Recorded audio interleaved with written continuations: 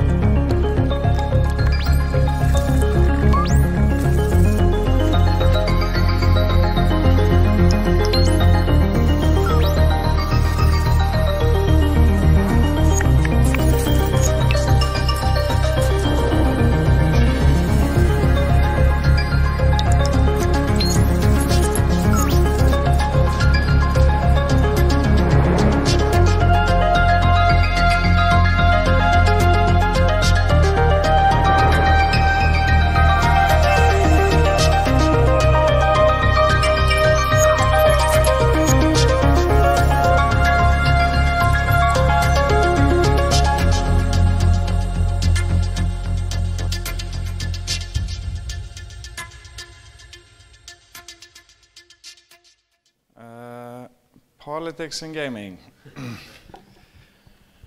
Yeah, so just to, okay, I don't think this clicker works. Okay. So our goal with Seed is to build bigger player communities than have been seen in games, and we're using very exciting technology to do that, connecting multiple servers together.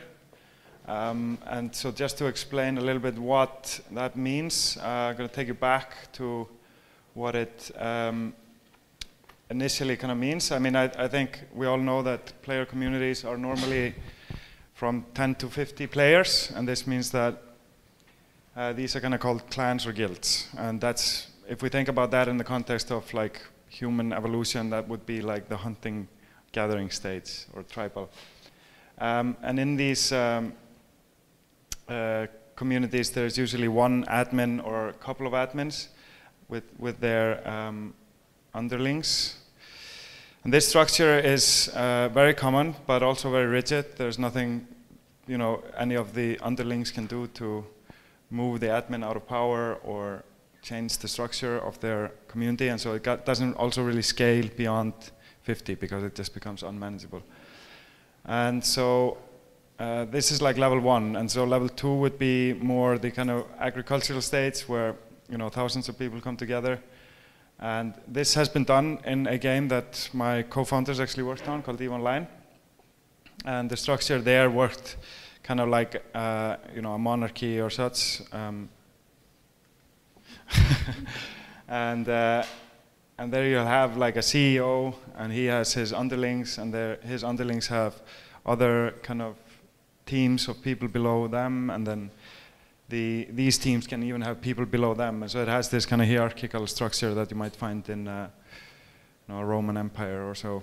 And this allowed the communities in EVE to scale up to multiple thousand people, and so we of course draw some inspiration from this. But however, this is still a very rigid model because the purple guy down here in the corner can't really, you know, push the CEO out of his chair, or, you know, there can be no flexibility unless the CEO would want flexibility.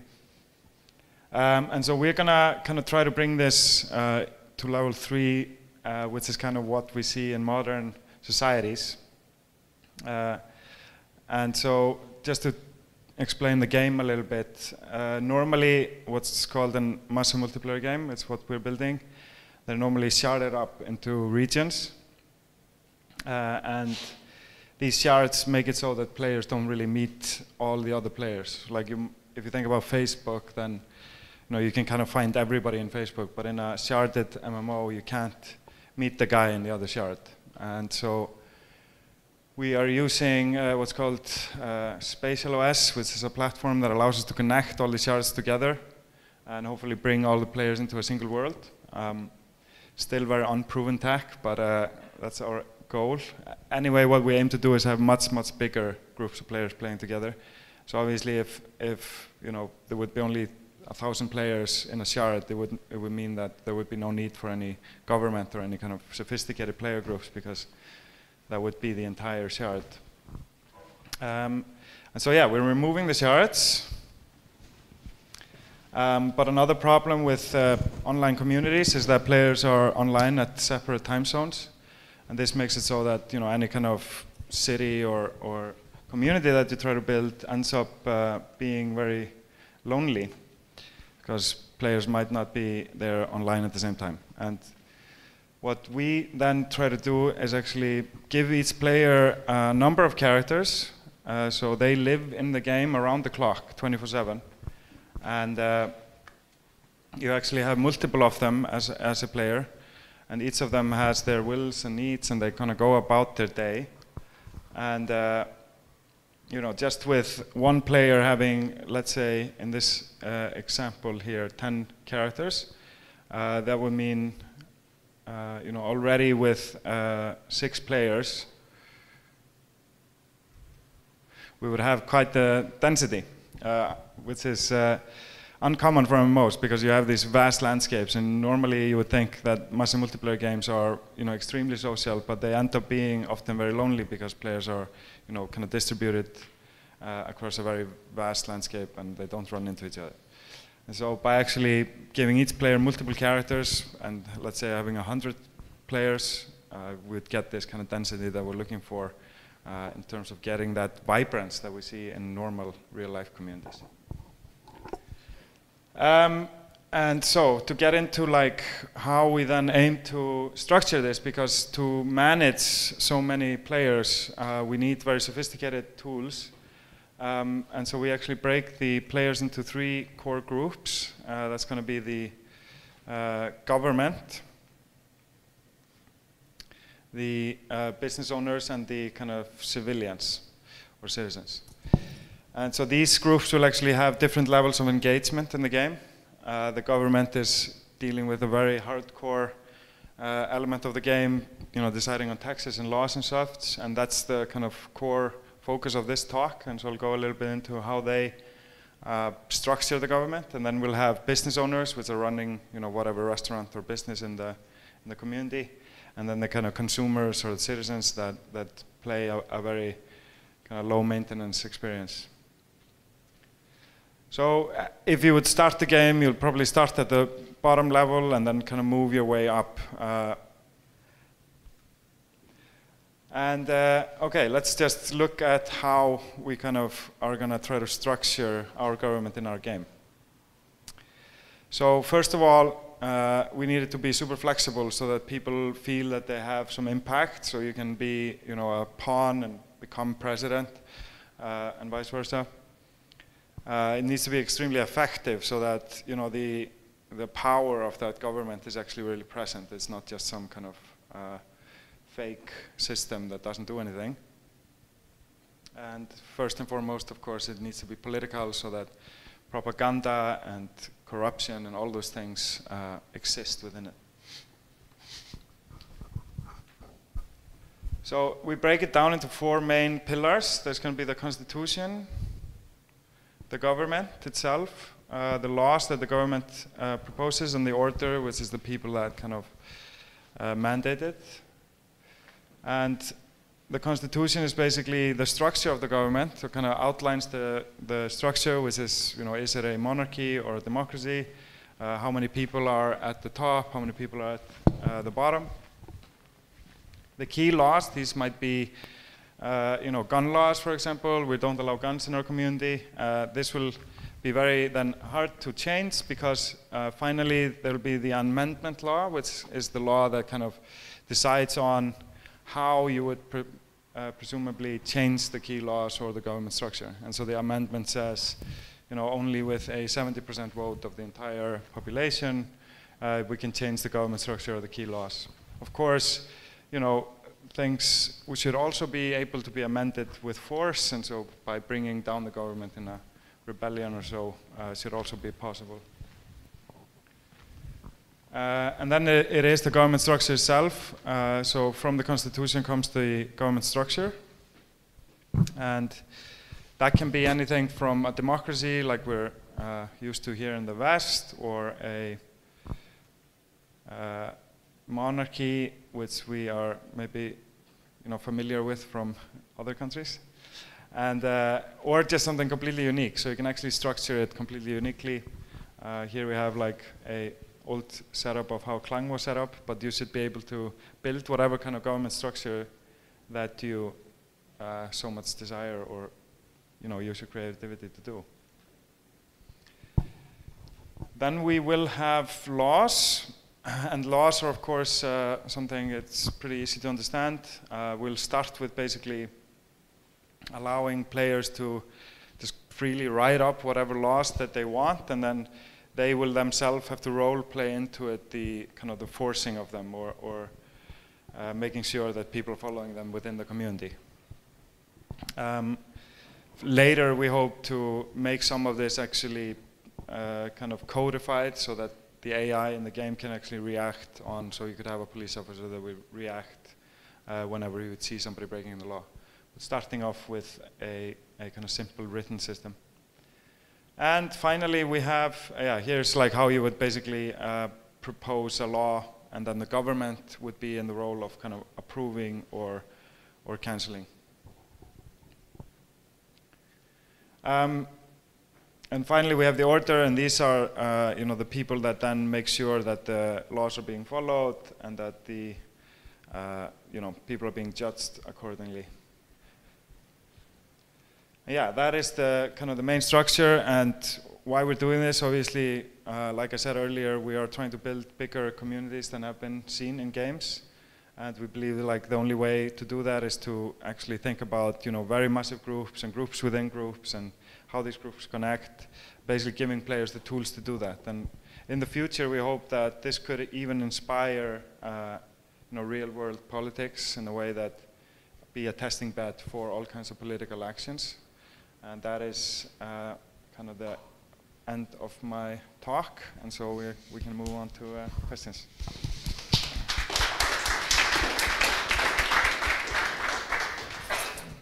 Cool. Thanks a lot for that. Ola, do I really? Okay, yeah, I need to speak to him. First question, we're going to get to Seed in just a bit. I'm just super curious to know a bit more about how you ended up in gaming.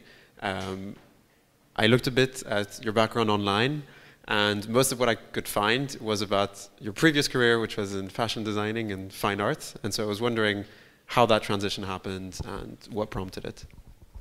I think like I was always really interested in making games, even though I was working on the fields.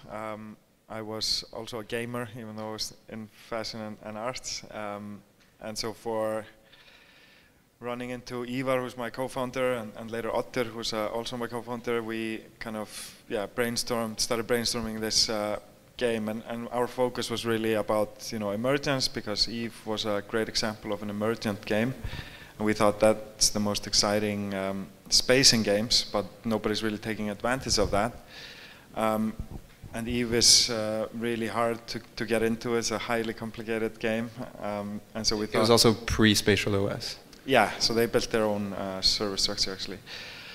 But our idea was that, like, could we make this emergent kind of game where the players really build everything themselves more accessible, and once we'd nailed down what we thought was a good idea, we just decided to do it, and I put my fashion label on hold and left Iceland and moved to Berlin. Cool. So that's the second question. So you met in Reykjavik, which was how long ago? I think I met Ivar when I was 18, maybe, which is 13 years ago. And very quickly. I mean, I was playing a game called Generals at the time, and that was a kind of an RTS game or real-time strategy game where you kind of have you build your little army, and because we were always 3 friends playing, it became very political, how we would. So that kind of started spawning an idea, like what if, and so if it would be more persistent and all these things that seed is. And so what prompted the move to Berlin? Well, once we'd kind of nailed the idea and we gathered some funding to start our company, we knew that we couldn't do it in Iceland because there was a kind of a capital control happening there, and also there was two big gaming companies, so, and they were kind of sucking up all the talent, and so just a very expensive also atmosphere for startups, I would say. And so we just started looking around, and Berlin kind of was coming out on top of the cities that we considered. And the first game you built wasn't Seed, so could you speak a bit about that experience and how that's sort of inspired what you're doing with Seed now?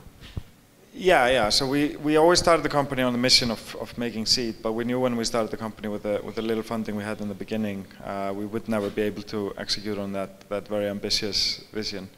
And so we did a game called Rerunners, and that was kind of in hopes of actually having that make enough money that it would fund the production of Seed, which it didn't, but it did give us enough exposure. So it kind of, we won the best multiplayer and the best game design at the Indie Game Awards in Tel Aviv, and got a lot of positive press and built a community around it, and so that kind of gave us enough trust that we could actually make and ship games, and so that's how we started then fundraising for Seed.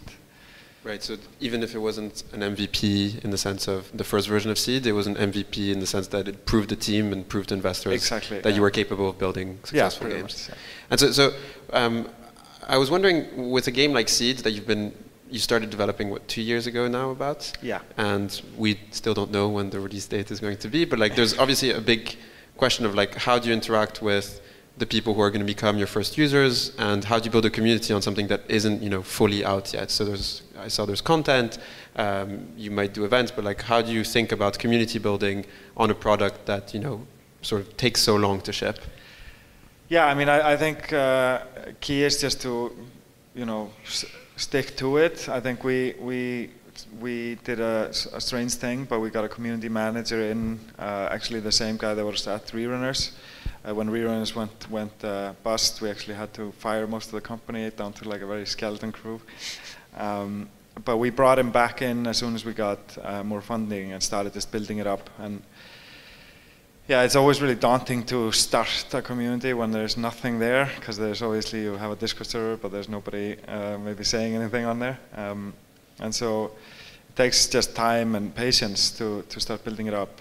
However, we're not like, we're not rushing into, trying to do any kind of paid advertising or anything at this point, so we're just making it grow very organically. And yeah, we of course take that really seriously, as like this will be a completely community-driven game.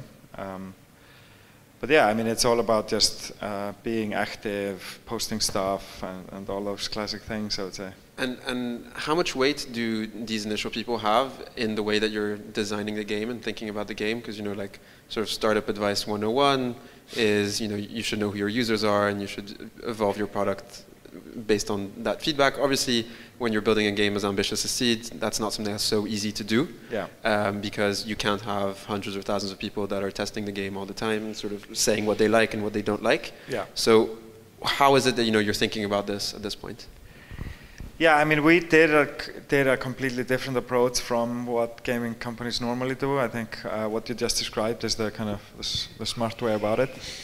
But for us, it was just doing it differently. So doing a big project that would take many years. Really banking on that. If we would pull this off, then it would be a good game. And seeing that there are simulation games out there that are popular, naming like Sims and SimCity. Second Life. I'm still amazed at Second Life. Yeah, Second Life is weird. But so we knew that the market for games is huge and it's always growing, and so there's a lot of potential to do something new there. And I think when you are doing smaller projects, then of course you need to start testing them as early as possible, even testing them before you make them, like Singa did a lot. but when you do like an MMO, I think you know, you kind of have to take that leap and hope for the best in some sense. Now, I mean, we are starting to kind of try to map out our core user base and doing all kinds of market research and stuff like that. So it's starting, but you know, we have a long way to go still. So it's just, yeah. You laughed when I said Second Life. You laughed and you said it was weird. Can you elaborate? Yeah, I mean, we get compared to them a lot. Second Life isn't really a game. It's like a. That's what the founders say, but the people who describe it say they play. So I don't. Yeah, exactly. So. Yeah, I mean, in Second Life, you're just kind of a flying avatar. It's more of a social network in a sense, with some weird alien sex. But it's like, yeah. So the difference is there that like we try, like it's very gamified in Seed. So, you know, your characters need to eat and sleep, and they'll go around and like, you know, you can break into each other's houses and stuff like that. Isn't really possible in Second Life. It's very walled off by invisible walls and just basically being very rigid and only banking on the social aspect, which we think is a huge part of our game as well, but it has, you know, more game to it, if that makes sense. Right, and you think that's like because you have different intents from the Second Life people, or because just you benefit from technology that they couldn't have dreamed of when they started Second Life? I think we're... Second Life 3.0, 4.0. Yeah. I mean, I hope obviously to get some of the Second Life users, but I think our users are more gamers than the users in Second Life. I think users in Second Life are kind of maybe more just looking for, you know, people to hang out with, whereas, you know, the Seed game can get pretty hardcore in terms of like how well or good you are at playing it. But yeah, I think that points to something interesting, which is how gaming companies manage the sort of online, offline lives of their users. So yeah, you did mention the sort of Second Life as sort of a side hobby, not necessarily like a game. And I was wondering how you were starting to think about it, like not only necessarily in terms of how much time the people are spending on the game versus in the real world or whatever, but also just in terms of the opportunities that you have for either creating offline communities or creating offline products and that sort of stuff. Yeah, I mean, we are, you know, trying to change the setup quite drastically there actually. Like I think, like I mentioned earlier, MMOs normally have the kind of Achilles heel of people disappearing once they log off, and this is very, very unusual if you compare it to any kind of social network. Same with Second Life. If you log off, your character disappears. Your house might be there, but that'll now be an empty house with nobody kind of living there until you come back. And so any kind of communities that they've tried to build are kind of difficult to get going because, yeah, 90% of the players are offline. And so for us, it's flipping that coin around and actually making you persist in the game, much like your Facebook profile exists, whether or not you're actively using Facebook. Yeah, there's something slightly different in the sense that like a lot of Facebook use is somewhat passive. So even if my profile still exists, you can see my pictures and stuff. Exactly. Yeah. But my avatar is static. Yeah. Whereas in Seed, you'd expect that if you come and see me or one of my 10 characters, there is some form of interaction. And so I'm wondering how you're thinking about that as well. Like, are you thinking of? Well, I mean, even though your picture doesn't change on Facebook when you're offline, but like, you know, there's still some level of interaction, right? You can like your pictures, you send a message, you can invite you to an event, so you can do a bunch of stuff or interact with you whether you're actually actively using it or not. And so the same kind of applies here. We take it obviously a bit further where your avatar, like where you're, well, we don't really call them avatars because you're not like as a player representing one of them, but they might get into trouble and stuff like while you're not there. And so they actually, kind of lead their own lives in that sense. Right, so you're more like a director than an actor in that sense. You should tell them what to do, but sometimes they get in trouble with that, so you are doing it on purpose. Exactly, yeah. Quite early on, you brought on someone that most gaming companies wouldn't have brought on, and I'm thinking of Professor Lessig, and I was wondering if you could explain, one, how that happened, and two, what was the reasoning behind it? Yeah, I mean, I actually met him in Iceland at a dinner, and it's actually quite a funny story. I was with Björk there, and her daughter. All of Iceland was at that dinner. Oh, well, it was a small dinner, but her daughter actually painted, like there was some kind of trans show coming on, and they were like having the dinner and that for that purpose of watching that final showdown of some kind of transvestite competition on TV, and she actually painted like makeup. So was this in the previous career of the fashion and arts? No, actually, yeah. Well, I had I guess those connections from there, but this was during Klang days actually, but just before we started making Seed. Yeah. And this guy Lawrence Lessig sits next to me in the dinner, and I start kind of describing Seed to him, and he kind of comes up with, I mean, he starts asking me about what about the government in the game, and how are you going to think about politics, and you know, I said, you know, we had some kind of rough ideas, but nothing really put down, and he got really interested in kind of working on this with us and helping us out, and so, you know, the following week I went and kind of did a more proper pitch to him. But after talking with him at the dinner, it was clear that he was very interested, and I kind of went to the bathroom and went for a pee and said, yes, I'm getting Lawrence Lessig on board. And I looked in the mirror and so I had this trans makeup on the whole time I was talking to him. So I look very serious right now. Yeah. I was like, well, he's open-minded at least. And so, yeah, and the following week I talked to him, and then later he actually introduced us to Joe Ito, who's the director of the MIT Media Lab, and he actually was kind of the first investor to take a step into Seed, and so hugely helpful to get him on board, and later Reid Hoffman of course followed, and that kind of set us off to get going on the game. And then yeah, Lawrence, he's a huge fan of games and strategy board games. I feel like Reid Hoffman as a he's a big fan. Joe Ito as well. He had a big clan in World of Warcraft, and so they were really excited. And so you mentioned briefly the way you were thinking about the government, and you also mentioned at the end that hopefully in some way it will inspire actual policy. Like how are you thinking of incentivizing the players to experiment on that front? Is that like a sort of active focus? You said that sort of part of the progression of the players will be to somehow make their way into government. Like for the initial tens of thousands of users, whatever. How are you thinking of structuring that, having governments compete and incentivizing people to have sort of competing forms of government?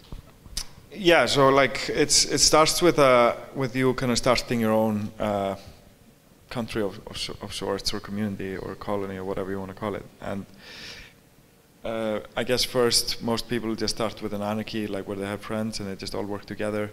But if they want to grow, they have to start organizing, and that's where they kind of go into the constitution editor and kind of propose a structure. And so if the community then votes to bring that in, then they can kind of start going and building a government. And so the players really create it from the ground up. And obviously the only way to organize large groups of players would be to build quite a sophisticated government structure. Yeah. Also, you would need to tax money from the salaries so that you can have funding to, benefit everybody in the community, and structures like that is something that is pretty hard for us in the real world to experiment with, because obviously we would be experimenting with reality, which can be done in other contexts, but like as for governments or political structure, that's very risky. Yeah, well, there's no real place where you can really try that out, and so I think just allowing for some experimentation should at least give us some insight. So hopefully that will grow into something very meaningful for, the real world. So people will be able to test their tax evasion schemes on Seed? Yeah, let's hope so. Yeah. I mean, we're very clear that we don't want to create a world of utopic systems. Like, this isn't about us kind of saying you should run a government like this, or you should only tax like that, because that wouldn't be the true innovative platform then. So we really do allow for full corruption, because we also want to see where and how players might combat corruption, and what kind of systems they might then change, or add some new laws to try to fight back. But if there were no corruption, if we would completely kind of ban that, then obviously there would be no incentivization to do better or build something more sophisticated. And how do you think about time? Because like a big thing with simulation games is that you can set some stuff up and then you can press next, and like you wake up 3 months later and you can sort of see the fruits of what you've done.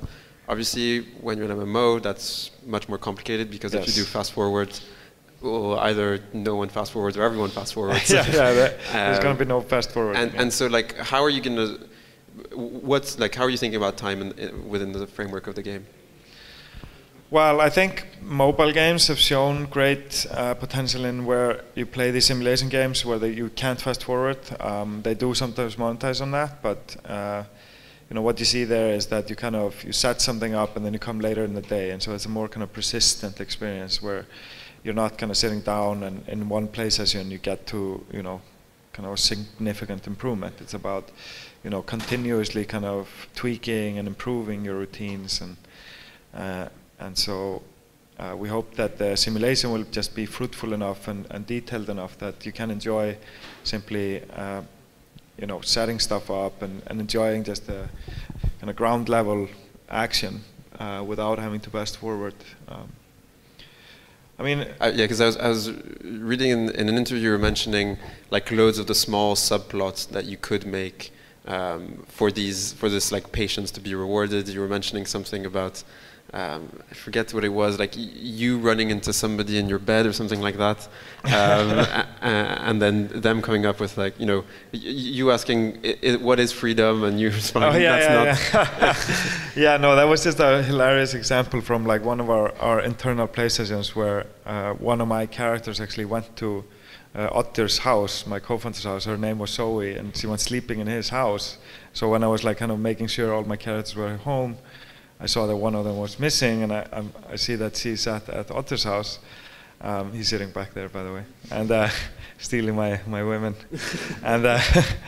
and so I send her back home, and so on her way back in the middle of the night, kind of a walk of shame, she has this thought, what is freedom? And it was completely random because we had just introduced this thought system, and but it kind of showed the great potential that story got created there just out of random kind of occurrences. But for me, it's very easy to anthropomorphize, or however you say that word, the dots between like what kind of story that was, even though obviously it wasn't in actuality. But I think as a user, you're going to experience a lot of these kind of events, which will give you like meaning that isn't necessarily built in, but like it'll look like that and it'll feel like that, and I think that's going to be exciting enough for. Yeah, because the fact that your characters aren't like dead or ghosts when you're not here means that when you come back, you actually come back to news. Yes. So even if like the seeds that you planted haven't grown into a huge farm, well, maybe some of your characters have been like fooling around with the neighbors, and you can learn that when you come back. Yeah, exactly. Okay, yeah. That's a nice way to put it. So time can go naturally, but you come up to sort of new news on seed. Yes, yeah. Cool. And so in terms of the way you think about the development of the product, I'm just thinking like it's such a complex product. How you come from an industry that's completely different. How did that transition happen, like for you, on a sort of coming from a time scale where you're doing season to season to going to a time scale where you're like 3 years or 4 years away from all something? I mean, the fashion pace was definitely driving me a bit nuts. It's so fast, and there's just so much pressure all the time. You seem like a pretty chilled person to be doing. Well, yeah, I mean, it calms you down in the end because you stop getting worried about, like, you stop running the hamster wheel, right? And I think that experience definitely has taught me a lot, and there's a lot of learnings from the fashion industry that has helped me in the gaming scene. Yeah, I mean, it's a very different industry for sure. Some of it more boring, some of it more fun. So it has its pros and cons. I think what's very exciting about gaming is that like fashion and fine arts and films and stuff like that I was doing before is a very kind of, those are very glamorous industries that are very saturated with creative people and a lot of media around it, and I think and they're all kind of they're not really growing at the speed of games, and so entering games was obviously doors are open, things are moving, like it's growing very fast. There's a lot of this kind of buzz happening around it. So it was really, that was really refreshing to come into a scene where, everybody's really looking for the next new gaming company, whereas nobody's really looking for the next new fashion brand. We have our like Gucci's and Chanel's and all that, and so that's a much harder market to break through. And so also like the upside of gaming is just so much greater than any of the other creative fields. Yeah, that's sort of my last question before we open up to more questions is, you mentioned that you wanted Seed to address essentially gamers, unlike Second Life, which might have like sort of non-traditional gaming people that as users. And I was looking at some data on who the users are for mobile games like Fortnite, and it's like, the crazy thing I saw is like more than 40% of users are women, because the mobile medium has made it so much more accessible than when it used to be mostly consoles. And so I was wondering, you said that you're starting to think about who the user persona would be, and given that you mentioned that you're going for the more traditional gamer, which at least in the sort of popular stereotype is mostly male, and when you look at the people here, they're mostly male. I was wondering, how you thought about that, and if you saw this, who you thought the average Seed user was going to be. Well, even though we make the game more gamey, it doesn't necessarily mean that we're only going after gamers. We definitely are going after a more broad audience. However, of course, we really want the gamers as well. We want everyone. But yeah, we definitely want to have a lot of kind of female elements in it. We want to really try to remove the ego shooter element or like the alpha male stuff, and so we have a lot of kind of just more normal life events happening in there. However, obviously, like Fortnite shows that girls also like shooting people. So, I think it'll be interesting to see once. Sims is a great example of a game that was slightly more female, but it was actually also had a lot of males playing it. But it's a game like some investors and strategics have often asked me, this sounds like you're building, real life, and do you think people are going to be interested in having like to do all the things that they do in real life? And I already have a life. Yeah, like these day-to-day things. But my answer is very clear on that. As if you look at any entertainment outside of gaming, it normally takes place in real life. The biggest TV series of all time is probably like Friends, and that is a very normal average life. Yeah, it's like a super normal average life. We love, like seeing and being entertained by a situation that we can imagine ourselves being a part of. And you get to do it 10 times.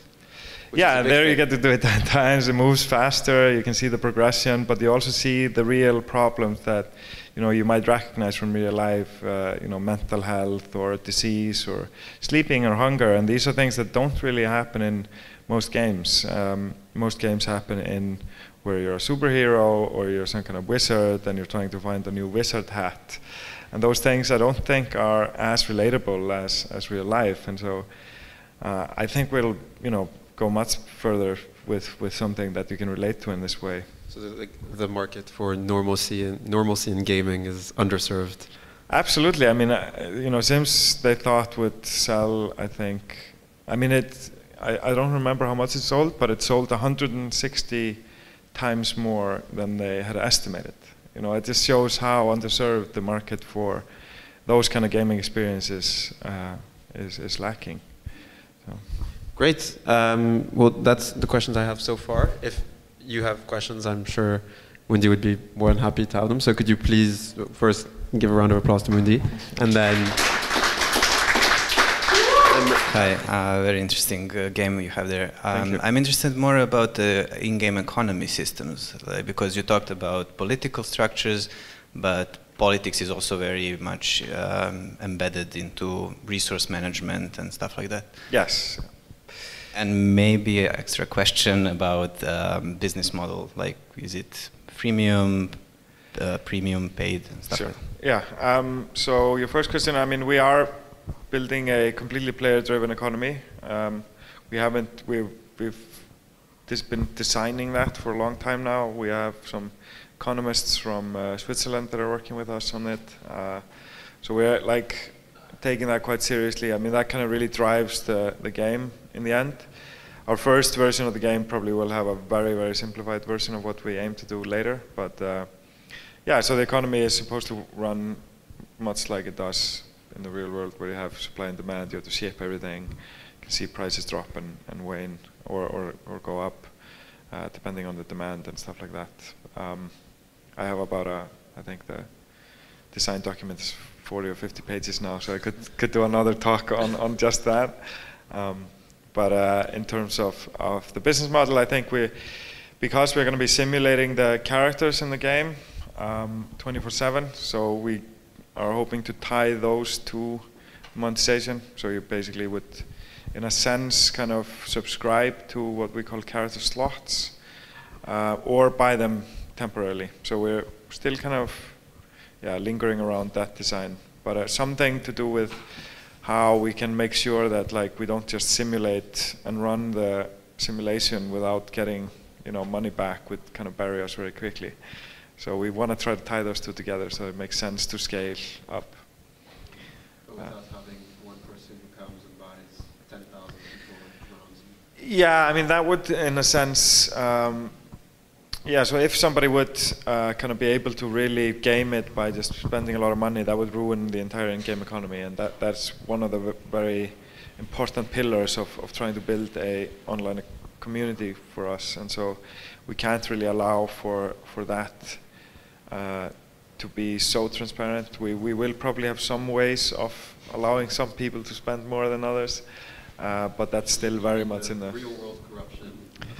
Yeah, that would be the real world corruption of Seed. But we want to try to make it so that it benefits people across the entire game space when players do that. And so we've come up with some ideas, nothing that I can really talk about here. But how does scarcity change? Yeah, so we will have some form of finite resources. How we kind of respawn and control that is still being designed. But the idea is that in the forest there's a lot of wood, and so maybe over in the desert where there's no trees, those people want to buy it, and so they buy off the people in the forest, and of course the price then might go up for the people in the desert, but there's another forest where people can also ship wood, and so they might lose the client over to there, and then they might drop the price, and so that kind of fluctuation is something we're going for. But yeah, like also having some form of finite, so you can really, really build up tension around those resources. Yeah, thanks for the talk. I was wondering, so if you get this grand vision, I imagine there is some interactions that are possibly interesting to study. I'm just wondering, have you thought of what you're going to do in terms of access to the data? Meaning, so you're going to generate these interactions between people doing different things. So are people going to be able to externally access to that data somehow, or are you going to hold it? Or No, I absolutely want to be as transparent as we can and share the data as much as we can. I mean, that's also why like Lawrence is, for example, working with us, because he's really interested in the data, and I think sharing that is one of the kind of noble parts of doing this, and so we're not just some money-grabbing monsters. But it's a big task. So where we'll be at with that transparency upon launch is gonna depend on like how much work we've been able to put into it at that point. But the goal in the future is definitely to have a lot of this data available for everyone. I mean, we might have to do some kind of mechanics that don't allow players to game it, and so just use the data to kind of get an advantage on somebody else in the game. And so we probably will have some kind of delay where the data becomes available. But yeah, we'll figure that out for sure. Okay. Cool. Thanks. I will start. Thank you. Anybody else? Hi. Hey. Can you also, in the game, decide to disobey the law? I mean, start a criminal gang, start like a group like ISIS, just take over territory with violence and with force, and start your private army and overthrow legitimate governments? Yeah, I mean, absolutely. Like, that's the idea, right? That's why you have to make laws, because if you couldn't break them, or if there couldn't be any kind of criminal acts, you wouldn't really need laws in the first place. And so I think we will act quickly and hastily when somebody like calls their clan ISIS or like Nazis or whatever, things like that, and we'll shut that down. But you know, with a different name, it's okay. Yeah, I mean, yeah, like we want to see you know, all these behaviors. We want to track them, see where they come from, how they act. Like, you know, these are the real world threats that we're dealing with, and so obviously we don't want to suffocate them, because that is valuable data to understand how we could fight back, right?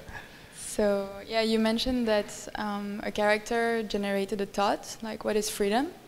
Yeah, right? Yeah. So I was wondering, how is that thought generated, and what do you hope to create with that, like in the player? What is the aim of generating thought like that? Yeah, so actually that thought was just a part of the very early design of that system, which basically just had the characters think up random philosophical thoughts. That we just like listed up like a bunch of them, and they would just randomly have them, and this just like aligned so beautifully, and that's why I anthropomorphized. But like the new thought system actually is very much connected to their experience, and so they might see a, you know, corpse, let's say, on the ground, and they would have the thought, oh my God, I just saw a corpse, and that thought then goes into their kind of mood, and lingers for a you know, flexible time depending on the severity of that thought, and will then kind of drag down their mood. So if they keep seeing corpses, they might get into a bad mood. And having a bad mood for an extended period of time will kind of drag down their psyche. And you know, if the average of their mood is really low, then the psyche goes down and down and down until they start, you know, developing bad traits like alcoholism or depression, and then they start, you know, you start losing more and more control of them. So you want to try to provide them with a, you know, life of good thoughts, let's say, where they have a comfy bed and they enjoy their relationships and all that, and then they will have good thoughts like, oh, I had such a good sleep, or I had such a good time with this person last night, and their mood will be good, and they will be, you know, happy and work well, and you know, deliver more prosperity.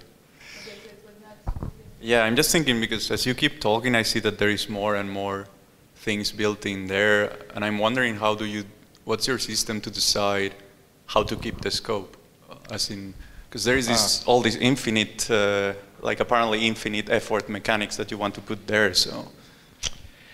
Yeah, so we have a meeting room where we kind of all sit down. We have a list of all the features, and then we kind of get all topless and fight it out. And then we, you know, the one man that leaves on top gets to decide to. No, it's that's the big problem, right? Like, it's such a massive project, so we really spend a lot of time trying to scope it down and try to figure out what is the most relevant thing to work on, and we're still, you know, doing that even 2 years in. But like, the idea isn't that we launch the game in its full form, but rather that we launch it in its most minimum viable form, and then, you know, build up from there. So we try to prioritize features that you know, are the groundwork or the kind of the foundation first, and so that we can continuously build on that for years to come. Hopefully reaching the ultimate kind of scope that we dream of. Okay, thanks. So instead of, like, for example, building something that's kind of far in the future, we try to, you know, like, for example, the government system, you know, even though we've been spending a lot of time designing that, we're probably not going to start working on it in the next, you know, 1.5 years. Like, actually bringing the system into the game. Yeah. So it's also a big marketing effort afterwards to like, because you're, for example, in talks like this, you're explaining what the game is, but it's kind of not what the game is going to be soon, right? I mean, we won't launch the game for the next couple of years. So, like, why I talk about the politics system is that I think that's my favorite system. Yeah. And it's also something that I feel like is, in terms of like what the game could do for the world, like very important. And it's also the thing that I think, can raise a lot of interesting questions and a lot of topics that I'm, of course, selfishly trying to drain out of you guys. So. Cool. It's an interesting concept. Thanks, Paul. Hi, thanks for the talk. I was just wondering, what is the most optimistic and short-term real-life application you would see for Seed, in the sense of your expectations, your hopes, your concrete plans, maybe? In terms of like when we would release it, or? No, the real-life impact, actually. What it could do, should do.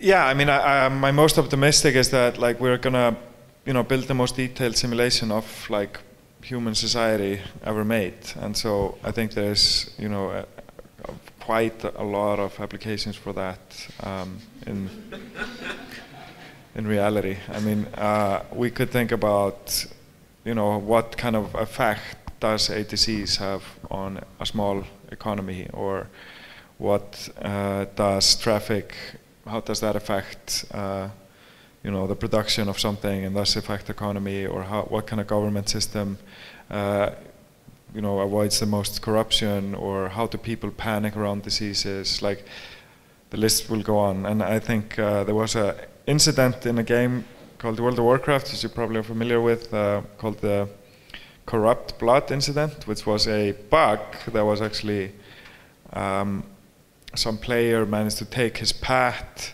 and get it like infected by some spell that a mega evil boss did on it, and then he teleported the pet back into the main capital, and the spell worked in a way like an infectious virus, so it spread amongst people.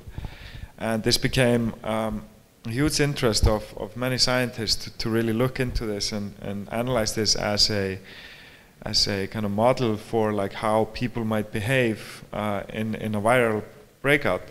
And this was a bug in a game that is very far from any kind of realistic elements.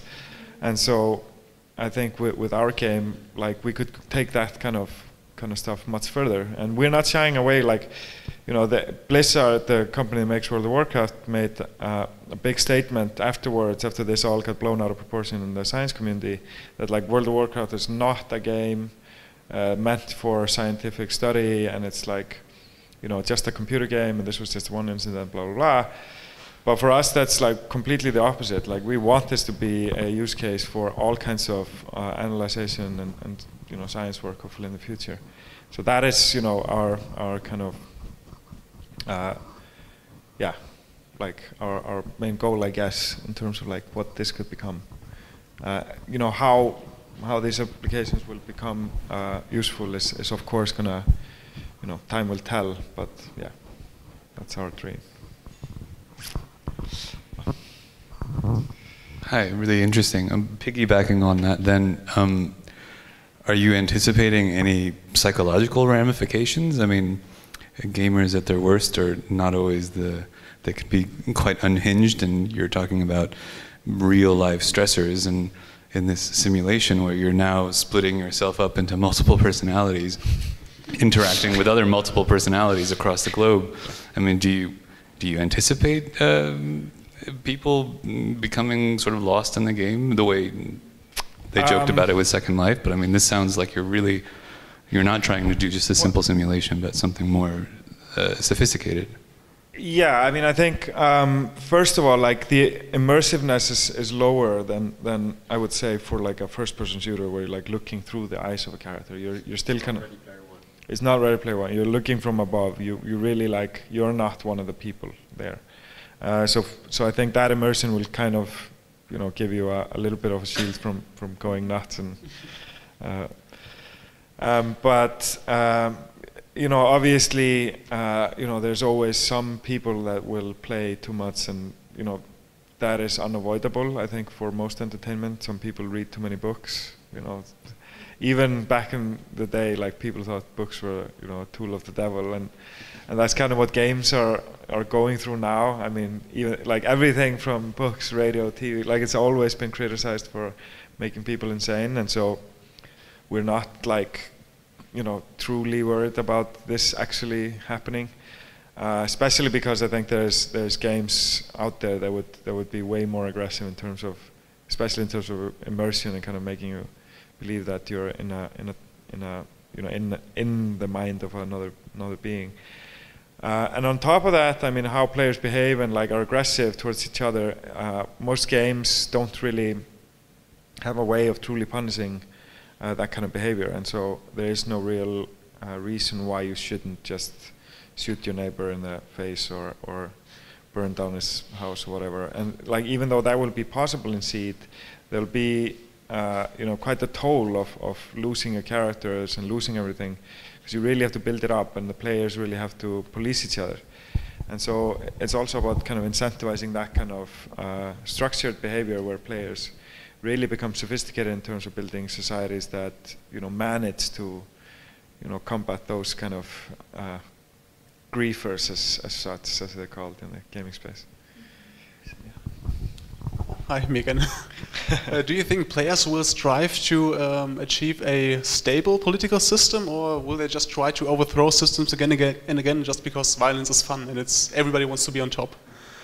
That is up to them. I think I think the ones that will build the most, you know, stable and structured government will be on top, because they can then just be way more efficient with all the resources and their people and all of that.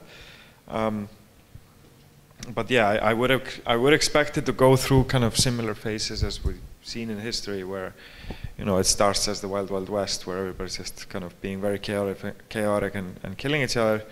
But then somebody more like smarter will build something more sophisticated and be able to, you know, rise to the top, and then other players will look at that player and think like, that's how it's supposed to be played, and let's do the same. And so, you know, I think, you know, that'll happen, of course, like much faster than history of humanity, but hopefully it will happen.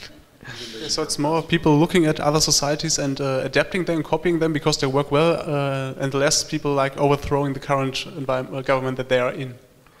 I think copying will be something players will do, of course, but like I also think like different government structures will work for different kind of governments, or like different scenarios. So you might have a society that's very focused on trade, and then you kind of have to have different tax models because, you know, everything revolves around trade, whereas another, you know, colony that's very focused on military action, you know, will then, you know, have to build a completely different structure.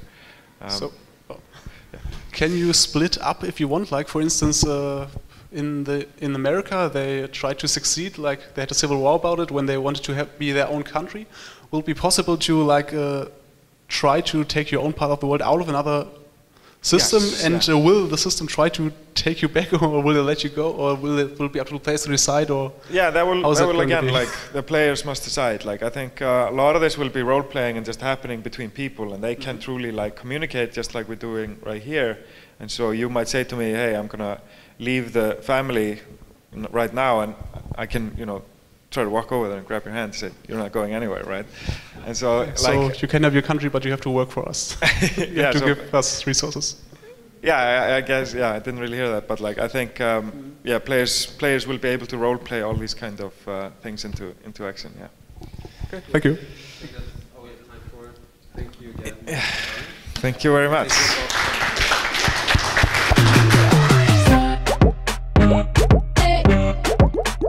Que la famille.